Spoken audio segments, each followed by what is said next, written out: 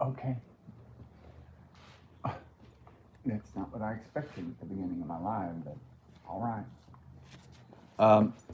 Yeah, I wanted to talk about recently. I just started vibe coding, which means like for me anyway, it means I'm just doing text to speech and touching my phone every now and then for a few necessary moments.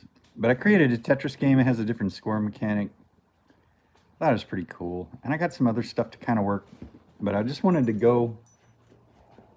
I wanted to go over the bullet points for anybody else that's like looking to get in this and they heard about GPT-5 and they're like, oh, it does it all. No, it doesn't. But I'm going to tell you what it does is Claude. Claude is better than GPT-5 for coding, which I found out pretty quickly from GPT-5 itself. I think. Yeah. I asked GPT-5 itself, isn't Claude better? It's like, yeah. But it is. And hey Siri, where are you? I'm gonna show you. Hey Siri, where are you? Oh, here he is. All right. So here's my phone.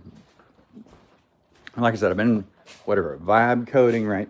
I'm gonna turn the camera around and let you see what I'm doing. I think. Yeah, we're gonna do it this way. Here we go. Boom. All right.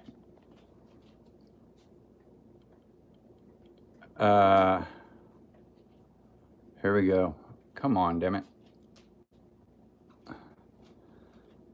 All right. So I'm gonna go into Claude.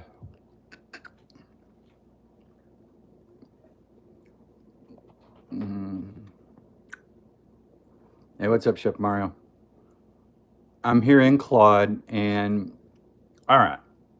So I'm gonna just try this. No, that's a different one. I was working on that one. This is a speech to text app, but let's go to the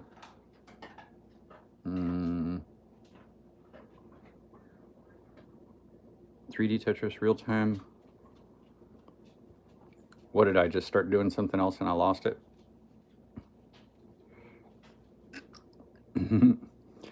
Where's my Tetris app? You know what? Let me do it this way. I think I had it loaded here. Let's just play it. Okay. But this is the app that I created. And it's running. And I made a couple of changes to the base. I said, make a basic Nintendo 8-bit Tetris game. But I added this thing right here. The S is the high score, so I got 184. That's the high score. The H is the most number of Tetrises in a row. Those are the main differences. So game over, you hit it, play again. Okay, so in order for this to work, you gotta get a bunch of Tetrises in a row, and it'll tell you, you get extra scores for doing that. I mean, this is an experiment on how hard it is to make my own game, but yeah, it was pretty easy to make. It probably took me 5 minutes to spit this out, and to debug it and get all the little details in there. You can spend 30 minutes pretty easily, but it doesn't take that long. And I made another one. Let me see if, I don't know if I have this in my history. Maybe I can just,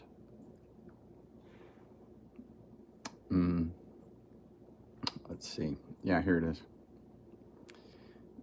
So this is another one. Oh, that's just the screen grab of it, but here it is running.